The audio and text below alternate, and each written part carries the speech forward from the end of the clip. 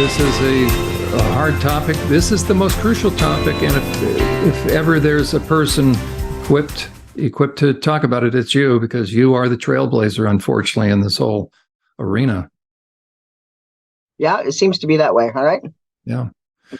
I want to promote your site. Let me bring that up again. And you are doing you are trying to raise funds right now for a trip to Australia. And so we did the Million March in Canada a couple times. By the way, this is your website. How do people find it? It's scottnewgent.com. And that's NEW, right? GENT.com. Mm-hmm. Yep.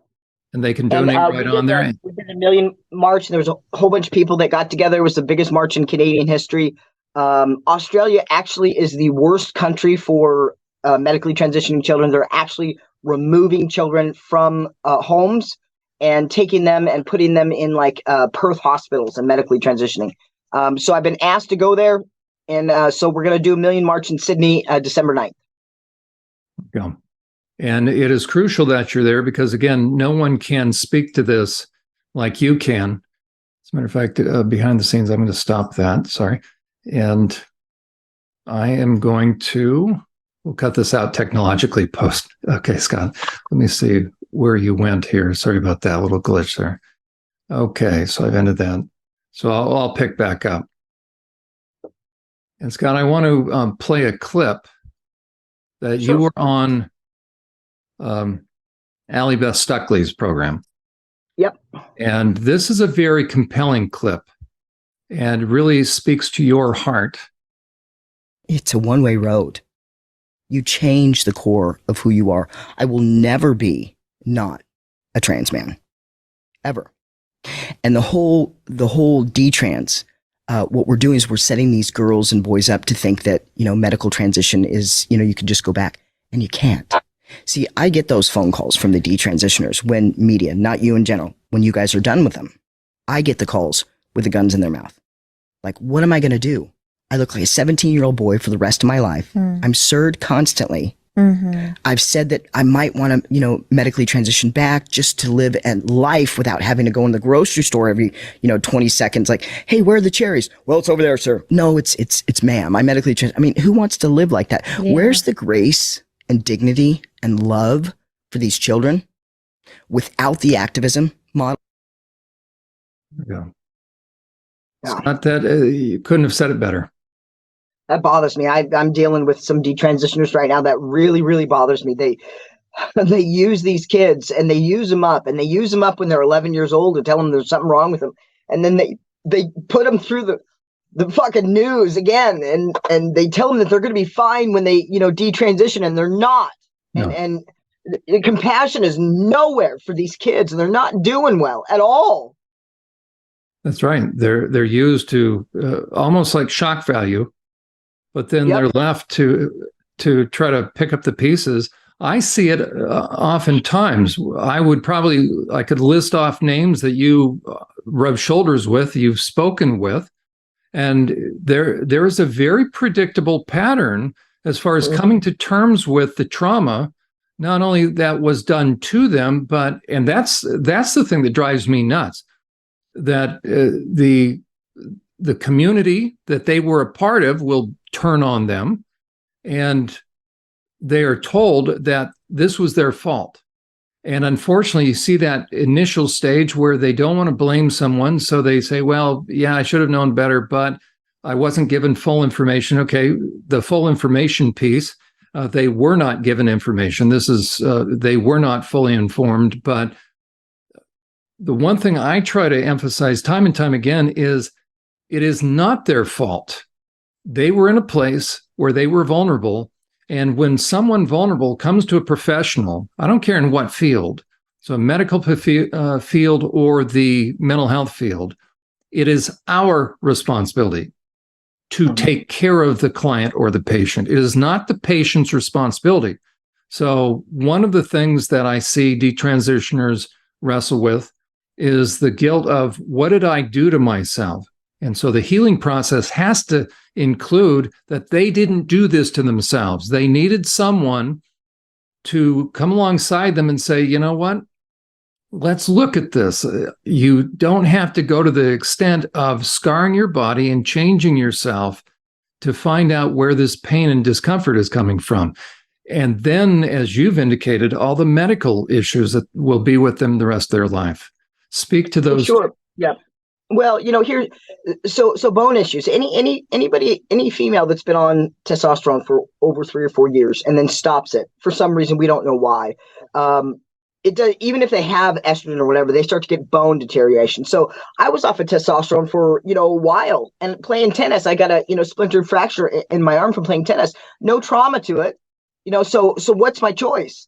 To go back on testosterone or to go back on estrogen? I'll never look like a woman again. No matter, I could bathe in estrogen. Testosterone is an adder, so I'm kind of screwed one way or another. I'm attacked from both sides. But here's the thing that I want to talk about with detransitioners, because people think that I'm against detransitioning. I am not.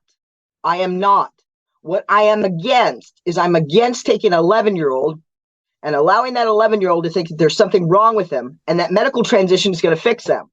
And then at 16, 17, I'm against news organizations and social fucking media stars taking detransitioners that fit the model, that didn't take testosterone that long, or will pass as a woman, or has a little bit of beauty or whatever, is the perfect example of, hey, you can detransition, see?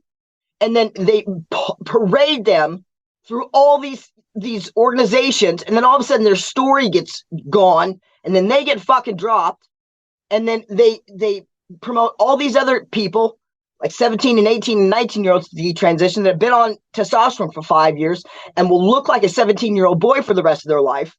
And then they go to these organizations, all these feminists lift them up. Yeah, you're a woman, you're this, you're that, and you're that. This is going to help me. And then they go to store and get surged for the rest of their life. They don't realize that testosterone it's a maturing hormone. It's not like estrogen. Estrogen is a blocker. So it blocks things from happening. Testosterone adds, so it takes time. It's the reason why men look more younger, and they can still look, very youthful until about 30, because it takes a time for that testosterone to mature. Once that, testosterone adds enough that they'll look like a 17-year-old boy for life. Doesn't matter if they're 40 years old. So what are they going to do? Are they going to go back and look like a 17-year-old boy because estrogen's not going to fix them, or they're going to have all that kind of surgery? Or do they go through with it and basically finish the process so they at least look like an adult human and can maybe go through life? And then, but all we have are the news organizations and the social media. See, I was right. The evangelicals, see, I was right. God fixed them. And then, conservatives, see, I was right. And then you got the LGBTQ. See, this is a transgender woman. She pretty. Where is the fucking compassion for human beings? This whole model, it's the reason why I don't get sponsored. It's the reason why I don't get help. I do not sign on with any activists. I do not sign on with any politicians. I do not sign on with any subtribe. I am a subtribe of one that is the truth. I suffer for it all the time. I'm a trailblazer. I always get the shit kicked out of me. I always will. But I do it so that we can stop doing this to kids. Is it really about money or likes or fame? And if it is, shame the fuck on you. Yeah, these kids are troubled to begin with. They're vulnerable. And even if they weren't troubled to begin with, once you start going down that path, what they run into, right, they're going to start to be groomed one way or the other, mentally, emotionally, sexually. Then there's going to be issues. So you've got traumatized kids, you've got kids on the autism spectrum, kids that don't feel like they fit in, and people are exploiting them. And then once they're harmed, and once they're changed medically, they do it again. They do it again, absolutely. And then they're left for years after, because once the usefulness, right? Then I get them. There you go. Then I get them. There you go. Then I get them. Talk about the. And I spend my days trying to find mental health facilities for these kids, trying to talk them to get guns out of their mouth, trying to talk about, all this kind of, I'm trying to save these kids while trying to pay my light bill or get over to, it's fucking ridiculous. The whole thing all the way around is just ridiculous what we're doing to kids. It just, this whole thing has shown me the depravity of human beings and the absolute love of human beings. There's nothing in between. There's nothing in between. This whole thing, what we're doing to kids, and people watching this that are getting upset and going, I had no idea about this, that are going to go home and have dinner and talk to their spouse about it. Well, shame the fuck on them too. You got to call a politician. You have to donate somewhere if you don't have time. You have to go to school meetings. You have to do something, because tweet is not fixing anything.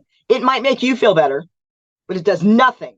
And you need to remove the idea that you getting on Twitter and making a tweet does anything. It does nothing. Right, because there are, especially in the political landscape, and that's where this is taking place. This is going to live or die, unless people get involved. Yep. There are active skin in the game. Right there are, and talk about the trans community, so to speak. Scott, you've had skin in the game. You do have skin in the game. Now you're living it. My kids are grown now, and the question is, why do we do what we do? You're living it, and so you're screaming louder, like your site. And for me, I know that this is a grand scheme, a grand ruse. And how can I sit there as a mental health professional, keeping my mouth shut? Good for you. Yeah. Right. I know what's happening. That never before were kids exploited for their confusion. And to take a troubled teen, this is where I go nuts. To take a troubled teen and to tell them that the answer is we're going to slice your body parts off and you'll be better, and we're going to put you on synthetic hormones, that you'll be a pharmaceutical client for the rest of your life. There. Now won't you feel like your authentic self? You would have been run out on a rail 30 years ago. That's why you can go further. You can go further into that too, which the whole trans agenda started because of a sexual fetish, autogynephilia. People don't realize that. I mean, people think that that's a joke. It's not a joke. We're talking about the male sex drive, and I've been on testosterone. I've been on estrogen. The one thing that I could say is being on testosterone is that I had no clue how strong that is, and I had no clue that the point of sexual, assault and being a decent human being as a man is a lot closer than what you think it is. Yeah, I mean, that is powerful. The sexual drive of testosterone is powerful. And so we have men that have a sexual fetish, that their sexual fetish, that's driven by pornography. You're absolutely right. That's driven by pornography, number one. Number two is driven by the idea that they are female, a sexual object. So, the sexual objects that men are kind of fascinated with, like the Marilyn Monroe, overtly feminine kind of thing, and then turn Marilyn Monroe. I mean, I love her, but turn, the decent Marilyn Monroe into a hardcore porn addict. That's their fantasy, is being treated like that. And so when they go out and they're 6'2" and got, 6-inch beard with red lipstick, and you call them sir, you're not offending them from an emotional standpoint. You're ruining their erection. Is what you're doing. You're ruining their fantasy. And so we have men, some of the richest men in the world are transgender females, and they're pushing this stuff, and it's all a sexual erotic fantasy. So not all of it, but a huge part of this has to do with the fact that men don't want to lose their erections. And that is the truth. And I would concur. Right? People need to understand that behind this, you have extremely sexually deviant, rich individuals that are funding this. And for a lot of the focus on boys, right, to be able to keep a young man looking young, tiny genitals, right? Puberty blockers, tiny genitals. And that's why with WPATH, which is the world's leading extremist organization that is influencing everything, World Professional Association of Transgendered Health, it's a joke. That's never held up in a court of law anywhere in the world as a baseline for care. Medical transition is experimental. Don't let anybody tell you any different. Has never held up in any court in the world. WPATH. It's not worth the paper it's written on. But it is a what? It's a political organization that gets tons of donations. Go ahead. Right. And it is being used to set these standards, which are nothing more than cover for money-hungry doctors that are willing to slice off healthy body parts. And there is a significant push now, and we're going to see it. Marcy Bowers is the doctor that worked on Jazz Jennings, who's head of this organization, a guy. As a matter of fact, we had a trans widow on our program, and she talked about how Marcy Bowers technically is still married to his wife. They had kids, and then he decided to transition. But there's a big push ultimately to have kids, boys, be eunuchs. Why? Because of sexually deviant men. You have these predatory men who have found the perfect cover to gain direct access to kids. And that's also why these deviant men, in my background working with sex offenders, right? They not a lot of them discriminate. So they will inevitably start out with adults and then transition down to using kids sexually. So it takes a lot of work to absolutely right. This is a perfect storm, Jon. You're talking about a perfect storm, but right now you're the perfect person to talk about it. I don't know much about you, but I have a feeling that you're straight. I have a feeling that you're probably a Christian, nice person, all that kind of stuff. I believe everything that you're saying is true, but you're the wrong person to be saying it, because everybody thinks that it's about human rights, that oh my God, you're talking about the gay and lesbian community, this is being a sexual deviant. Yeah, you're talking about that. Well, we spent 50 years in the LGBT community convincing society that we weren't a recruiting agency, that it wasn't about pedophilia, which we weren't. And we won all the things that we needed to win, and we all went home. Well, guess who's come up? All the sexual deviants. It's become a recruiting agency. And so the way you're talking right now is absolutely the truth. And it hurts my heart as a lesbian, as somebody who medically transitioned. I mean, I am the rainbow. I fought for those rights. Hearing you say that with who you are hurts my feelings. Oh, fucking well. It's the truth. We in the gay community, we have allowed our community to become a recruiting agency, to become a perverted, deviant, pedophilic. It is that. And I'm so happy for organizations like Gays Against Groomers and, Log Cabin, Gays Against Groomers, all that kind of stuff, that the people that are leading this right now, the LGBTQ plus, all the people that are getting millions and millions of dollars in donations, they're all, not all of them, it's a sexual deviant organization after your children, period, end of story. Here's the truth, though. People running that, they don't represent the gay community. The gay community, like Gays Against Groomers and me and all that kind of stuff, they're starting to finally see what's coming up. I mean, you can get on social media now. You'll see tons of gay people going, wait, what?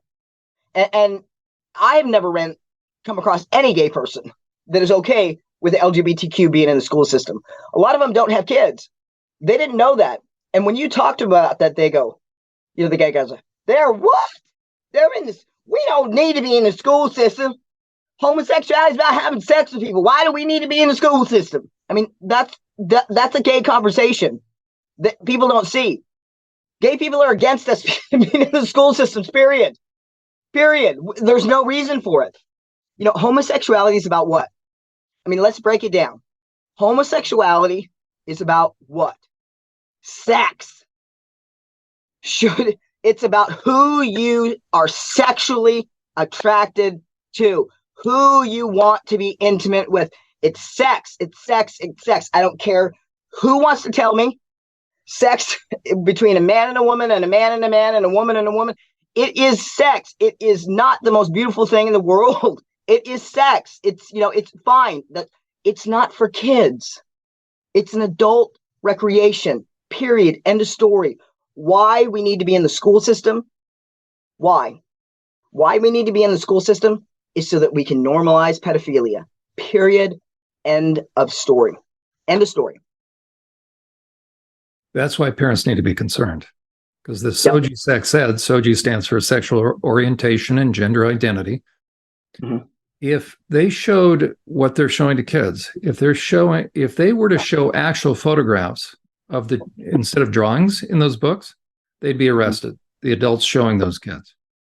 What the trans movement has done as far as child protection and quite frankly, the protection of women and children is it has dumbed down people's ability to discern a predator. And when a predator is beginning the grooming process. So the SOGI sex ed material, the trans deceptions, sex ed material that's in schools. If any of my guys, I have 4 groups almost ready to have to start my 5th, sex offender treatment groups per week.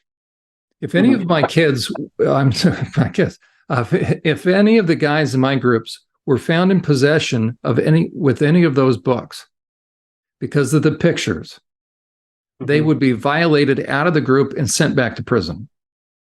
Yep. And parents need to be extremely concerned when adults are showing them pictures that sex offenders would be violated out of sex offender treatment.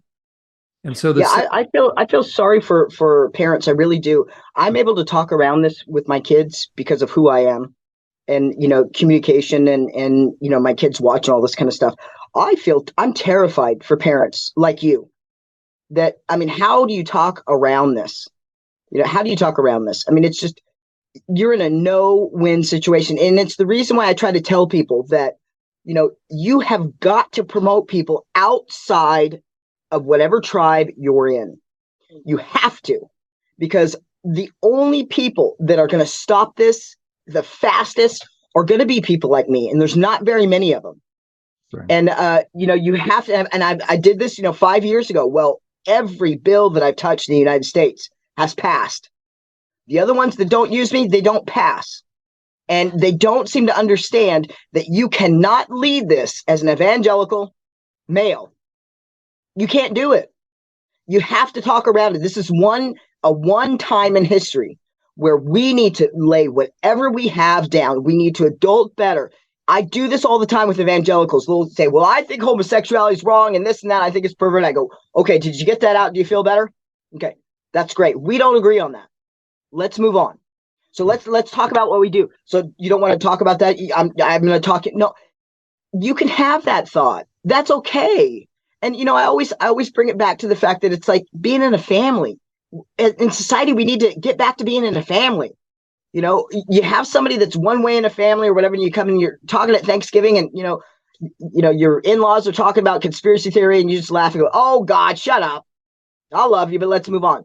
That's the way that we have to be. The way we are right now, I keep going back to this, John, the way we are right now, what it does is it creates huge news organizations. It creates social media stars. It creates a total blind spot within our society where we are butchering an entire generation of children, and the world is cheering. There's something fucking wrong with that. Okay. Scott, and that's why for a while I wanted to get you on the program. Your schedule, my schedule, it's been challenging. Yeah. We need to help people understand that there's a time and a place, and you just spoke to that issue. We may have our differences on different things, but when it comes to the health, safety, and welfare of women and children, as far as the protection of them, for me, one of the key strategic points is that unless people understand, and you spoke to it with these deviant men, for me, this comes down to a public safety issue. Yep. The same people that are pushing to get their hands on the bodies, as far as the body parts of children, either financially or sexually, but financially, we've got these dark special interests. So you have those that are interested in getting their hands on the kids' bodies for financial gain. But behind that, you have this most diabolical group, the pedophiles, that are interested in getting their hands on kids' bodies, as well as women, sexually. And so you will see the same people that are pushing a number of different issues, the medicalization of kids, but then getting deviant men into the private spaces of women and kids. So women's prisons, women's locker rooms, change rooms, the Wee Spa situation. I knew that guy was a sexual perp from the get-go. He was a convicted sex offender. It was in LA. And think about it, but think of from society's point of view. I love saying this because I think it gives people a light bulb moment. Since the beginning of time, men have had to be policed sexually, period. Absolutely. Around women, around children, always. We set that up since the beginning of time. Even to this day, if a man's around, a whole bunch of kids or whatever, people go, what's going on? And I've noticed that as I medically transition, like I never get cross looks. Like if I'm at a mall or something and I see a baby, I go, "Oh, how are you?" And people are like, "What are you doing?" And that's been since the beginning of time. And not because all men are perverted or, rapists, all that kind of stuff, but the high majority of them are men. So it's heightened, right? And so when you claim that you're a woman or say that I'm a woman, I'm transgender, it's ma'am, it's all that kind of stuff. What it does is it eliminates all that safeguarding. And so we're supposed to go against thousands and thousands of years. And this is how powerful the unicorn farts are now, where we have people, men and women that are looking at their 6-year-old kid, and some dude 6'2" with 6-inch beard, red lipstick walks into the bathroom, and we're talking to our kid, going, "Yeah, that's Sarah. That's a girl. That's a yeah. Go ahead and go ahead." What the fuck is wrong with people? Yeah, that is my greatest concern. Well, twofold. One, we're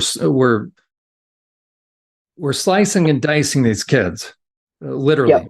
Okay, so you're taking troubled kids, and you are now going to do additional psychological and physical harm by you're going to set them up for failure, telling them number one, who benefits from telling somebody they're born in the wrong body? Okay, it used to be that psychology's goal was to build up self-esteem, and you did that by helping them accept themselves and figure out what they're good at as far as competency. Yep. Now you're telling them the way to a better self-esteem is eradicate yourself and even destroy any vestige of yourself called your dead name. So there's been this radical shift in psychology. I can't even believe the field anymore. So instead of helping kids accept themselves, we're telling them they have to change themselves, but do so in a very life-altering and damaging way. And so that's what you've been speaking to. But what we just talked about and what we've just now been broaching is my other half of the concern, which is it then, as far as public safety, it dumbs down the ability for people to meaningfully detect and see the red flags of predation. So whether in schools, so teachers are mandated reporters, doctors are mandated reporters. How many pictures have I seen of post-top surgery, that's double mastectomy, that these doctors, especially Gallagher and others, they've sliced through pre-existing scars from self-injurious behaviors, which is the number one red flag of sexual cutting. Yeah, right. Cutting. Yep. Yeah, I see that too. These kids that cut themselves are going in for tops. The whole thing is ridiculous, John. I've said this for 5 years, and I still believe this. I believe there's going to be rioting in the streets. I believe when parents realize what's going on, this is going to be like 1800, rioting, throwing shit into office buildings. I think once these parents realize what they have promoted for their children, because they listen to the professionals, and it's starting to happen. The carnage. What is it? It's 7 years, right? We're running about 5 or 6 of these people. When it gets to the 7 to 10 years, which is coming in the next couple of years, I've even said like Civil War kind of thing. You have fucked with people's kids, and now they're going to be 19 and 20 years old. And these parents of these kids, these parents.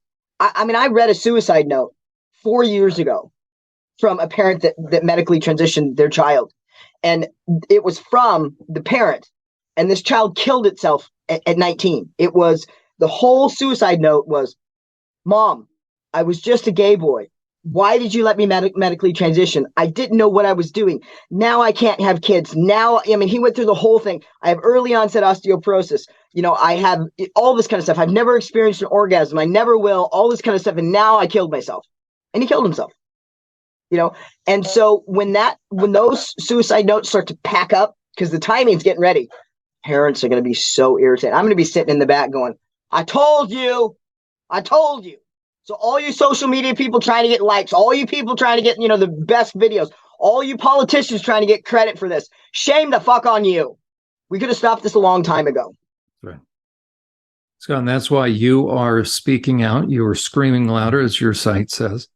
You have addressed lawmakers now around the world, and I agree, whether I agree or not, but I agree. You are the most effective person because you are, unfortunately, the trailblazer. You can tell people what these surgeries do, the lifelong implications, on top of that, then the emotional issues, but you decided to transition as an adult will you take a few moments? You've done it many times in previous programs that you've been on. We'll link to some of those so people can learn your background.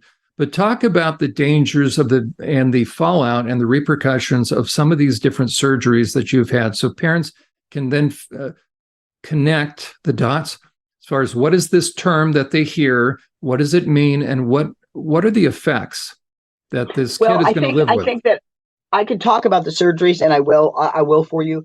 But we skip over puberty blockers. So we have puberty blockers that are still legal in some states that say that they've, talk to parents about puberty blockers.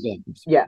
Puberty blockers are actually the worst part of medical transition. Puberty blockers is a black box drug, which means it's extremely dangerous, extremely cautious.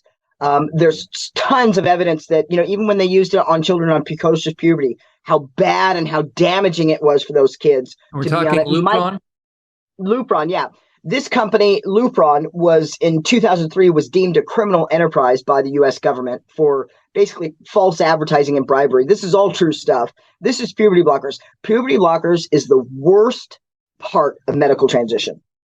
Puberty blockers, what it does is it pauses puberty. And they say, oh, it just pauses puberty. No, there are certain timeline parts of puberty. Some timeline. Oh, I don't know, brain development. So we have adults that are mentally incapable of making, decisive decisions the way that they should be because they jumped over brain development. We have 19 and 20-year-olds that have hearts the size of 11-year-olds, never to grow. It doesn't go back. So we have 19 and 20-year-olds that will live with hearts and lungs of 11-year-olds. You don't think that's going to affect them? We have 19 and 20-year-olds that their bones, bone issue is a big deal with synthetic hormones. So they jumped over bone development. They have the boys, early onset osteoporosis. We have 22, 23-year-olds, girls that have heart disease, that are having heart attacks, that are on heart medication. We have basically in Sweden totally shut down puberty blockers in Sweden. Sweden is the leading country for medicalization of human beings, shut down medically transitioning. They found one study that was a really small study that, boasted about medically transitioning kids. In this small study, there were 2 kids that actually committed suicide during this that they, suppressed. They found that girls' spines are not fusing together properly. So they had 15-year-olds walking like this, not to live past 30 because their brains didn't develop, their spines. This is horrid stuff, but go on the internet. You don't see it anywhere. You don't see that documentary you do on my website. You don't see none of it. So let's start with puberty blockers. Puberty blockers are the worst. Puberty blockers are also the most profitable. 8 times more profit than if they're prescribed to a child than to an adult. So that's the worst part, period. Hello, I'm Dr. Michael Laidlaw, a board-certified specialist in endocrinology. I've written and spoken extensively on this topic. Puberty-blocking medications like Lupron cause a disease state and freeze normal development. Harms include sexual dysfunction and infertility, abnormal bone density with risk for fractures, and disruption of normal brain maturation. Tavistock Gender Clinic data showed that minors on blockers actually reported greater self-harm. Girls showed more behavioral and emotional problems and dissatisfaction with their bodies. Is puberty-blocking medication reversible? No.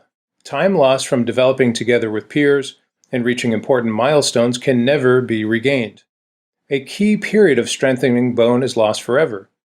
Normal pituitary function can take a year or more to recover, if at all. Testosterone is being used on girls at dangerously high doses, 10 to 40 times above the normal adult female level. Known side effects include hypertension, dangerous high red blood cell counts, breast, uterine, and ovarian cancer risks. Males are being given very high-dose estrogen. Side effects include 5 times increased risk of deadly blood clots, 2 times increased risk of stroke, high triglycerides, and increased risk of male breast cancer. Both sexes have been shown to have increased risk of myocardial infarction and death from cardiovascular disease. These hormones are a pathway to sterilization. Then we start to get into hormones.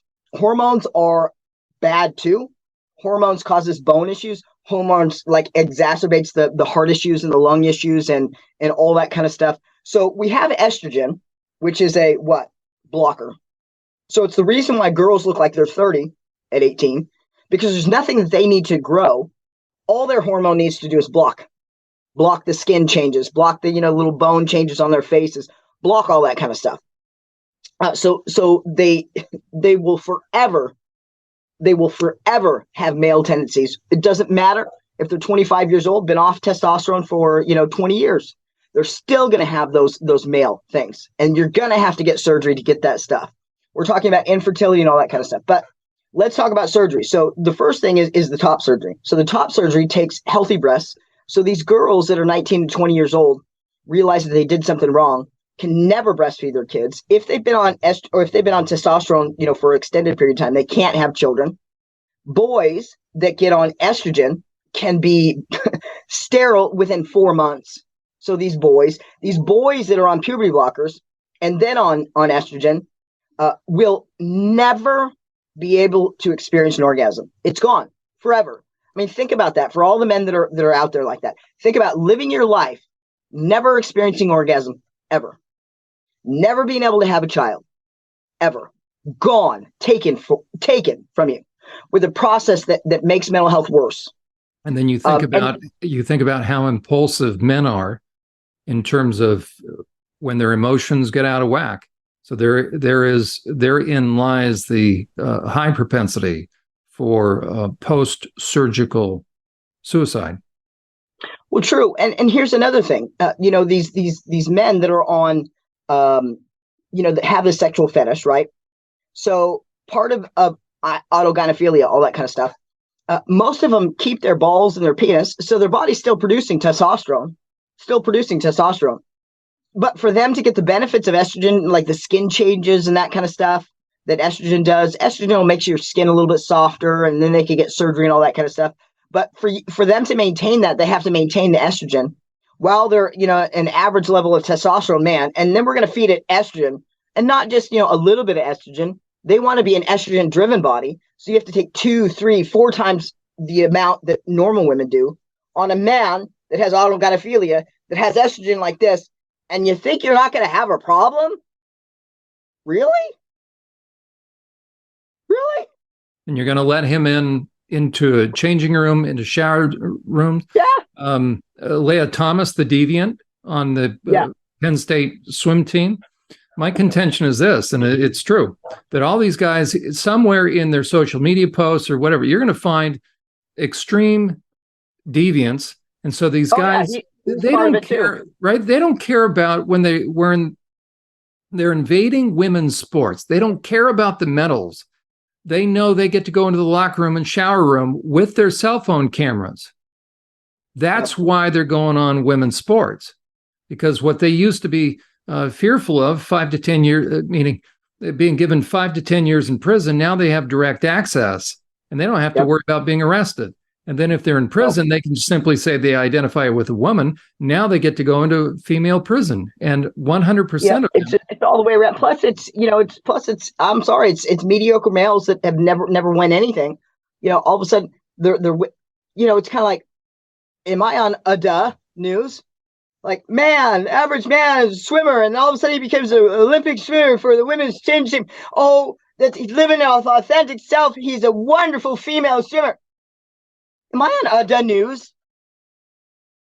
Really?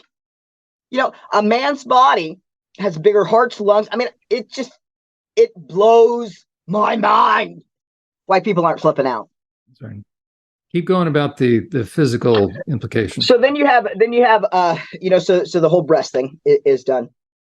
And then you start to talk about the bottom surgery. Now, the bottom surgeries are absolutely unequivocally the worst thing that you could do. So I get infections all the time. Pretty soon, or I don't know how soon, antibiotics are not going to work for me. When they do, it's going to kill me. There are 67% complication rates. I'm not talking about complication rates, like maybe an extra day of an infection. We're talking infections for life. We're talking colostomies for back life. We're talking, never been able to control your bladder. We're talking loss of genitals. We're talking major PTSD. Most people that have bottom surgery have some kind of PTSD where they just kind of revert into their life and then they kind of get away. I mean, I didn't leave my house for like 3 years. I'm a pretty strong person, and so I know all these people underneath, they can't leave their house, won't leave I mean, they're emotionally just beyond scarred, and how could they come out and talk about it? They can't even manage their life. So PTSD is horrid with these bottom surgeries. They're not successful. They have, girls or these men that have, these vagina cavities that are being ripped open, that are in ERs. They're losing all of their parts. It's awful all the way around. It's awful. And then you have women that were on testosterone, have vagina atrophy, which it's super painful to have sex. Let's say they didn't have the bottom surgery. They can't have sex because testosterone's actually ruined their vagina. I mean, to the point where it's pain, having to be on pain pills for the rest of their life, getting addicted. The whole thing is fucked all the way around. But on average, what's the cost for the different medications that these kids are going to end up spending the rest of their lives? Well, puberty blockers is going to be probably about $400,000 for like 3 to 4 years, about $400,000 worth of revenue generated for puberty blockers. For synthetic hormones, if they're on them and they get rid of all their stuff, they'll have to be on them for the rest of their life. That's $1.3 million. And this is in US money, right? These are so for the doctors. Yeah. Yeah. So in Canada, that 1.3 million, was like 10 million in Canadian dollars? 1.3 million in US. So that's over a lifetime of synthetic hormones. The least cost or the least invasive of it is going to be like the top surgery and like the cosmetic stuff. That's still some money.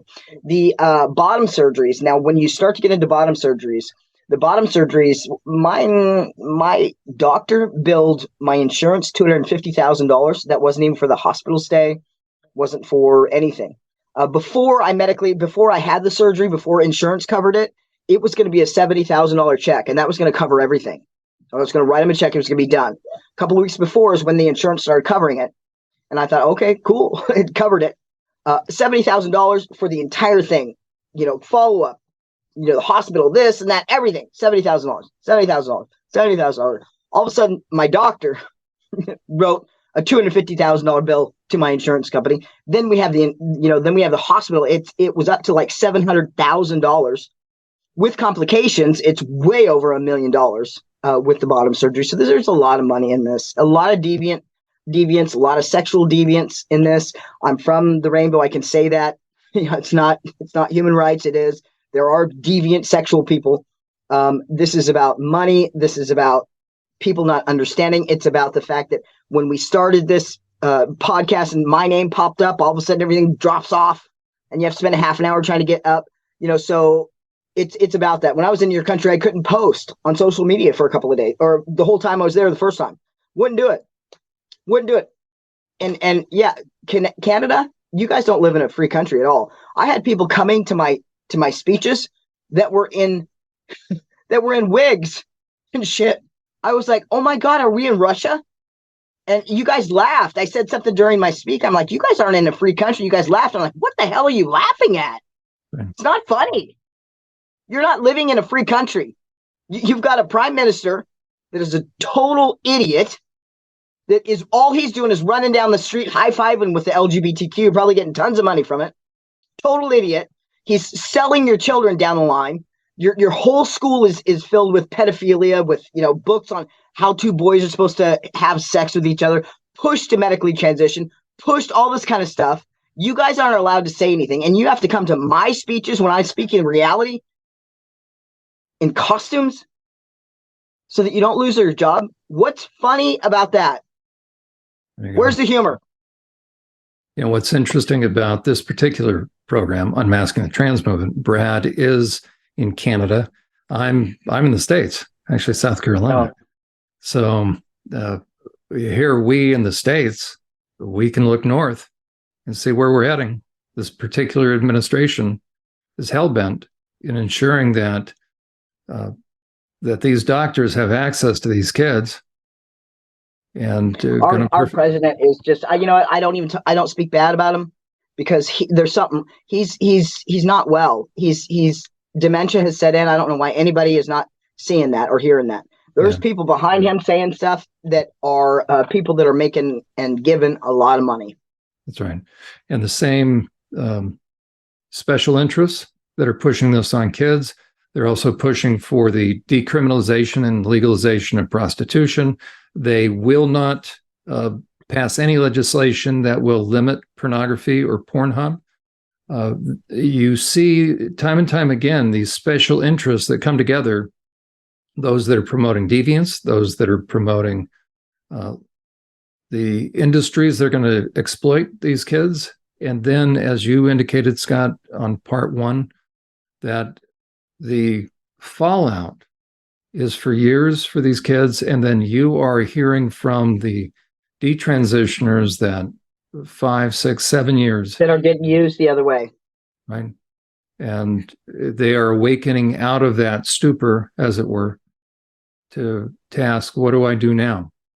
Because their entire life has been turned upside down. Scott, speak to that, I don't want to say typical, because none of these young people are typical, but speak to that detransitioner that you hear so often, that you're having to deal with, as you say, that you get the call, they've got a gun in their mouth. So for that young... Well, I think that if you have a child 11 years old,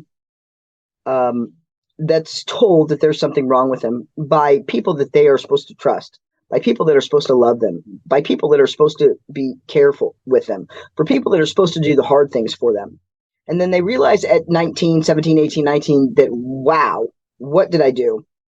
And then they're still vulnerable. And then on the other side, they're promoted as, you know what, detransitioning, you can do that 100%. You can be who you would have been. Everything's going to work out if you detransition. And then, do the media circuit or whatever, and then you're dropped again. Well, we have, first of all, let's talk about the type. We have all the children that don't belong, right? We have all the children that, if we left them alone and let them have a thick skin, they would be the ones that would be like CEOs at 25, writing all the people, and nobody that has ever done anything great or been a trailblazer or what has ever been normal, right? But, you get a thick skin, and then you realize at 25 that, heck, I'm kind of cool. If you get through that process, we're stopping that. We're telling them that they don't have to be different, that they could be just like everybody else. They realize they can't. And then detransition does it again. And then they're just pushed out in society. And so, we have things happening like in Australia, which I'm going to Australia. They have now, Australia's horrible. They have basically public assistance for transgender adults, 18 and on, who are not able to handle society, that don't have to work ever, are not able to work. They're mentally unable to handle life on any level. Look at the percentage of these people in Australia that don't work, that can't handle life, that they are absolutely and completely cuckoo for Cocoa Puffs. They are unable to hold a job. We've incapacitated these young people. They're incapacitated. Yep. And that is and Australia is still pushing. Australia is basically taking kids out of people's homes. They are knocking at dinner. So we're taking your child. Why? Because you think that it's not transgender and they need to medically transition. Taking these kids, putting them in like Perth Hospital. And if people don't start doing stuff, it's happening in the United States more than it's not as bad as that. California, but it's getting there.